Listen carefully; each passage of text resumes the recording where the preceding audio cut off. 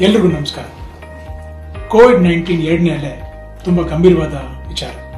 ಇದನ್ನ ನಿಯಂತ್ರಿಸಲು ನಮ್ಮೆಲ್ಲರ ಪಾತ್ರನೂ ಇದೆ. ನಾವೆಲ್ಲರೂ ಮಾಸ್ಕ್ ಧರಿಸಿ ಸೋಷಿಯಲ್ ಡಿಸ್ಟೆನ್ಸಿಂಗ್ ಮೇಂಟೈನ್ ಮಾಡಿದ್ರೆ ಕೊರೋನಾದಿಂದ ದೂರ ಇರಬಹುದು. ನಮ್ಮ ಸರದಿ ಬಂದಾಗ ವ್ಯಾಕ್ಸಿನ್ ಹಾಕಿಸ್ಕೊಳ್ಳೋದು ಬಾರಿ ಮುಖ್ಯ. ಸರ್ಕಾರ ಹೇಳಿರುವಂತ ಯಾವುದೇ ವ್ಯಾಕ್ಸಿನ್ ಪಡೆದ್ರು ತೊಂದರೆ ಇಲ್ಲ. ಒಂದು ವೇಳೆ ನಮಗೆ ಕೋವಿಡ್ ಬಂದ್ರೆ ನಾವು ಮೊದಲು ಭಯ ಪಡೋದು ಬೇಡ. ಹಾಗೆ ಹಾಸ್ಪಿಟಲ್ ಹೋಗಿ ಅಡ್ಮಿಟ್ ಆಗೋದು ಕೂಡ ಬೇಡ. ಮೊದಲು ಪ್ರತ್ಯೇಕವಾಗಿ ಆಪ್ತ ಮಿತ್ರ ಸಹಾಯವಾಣಿಗೆ ಸಂಪರ್ಕಿಸಿ.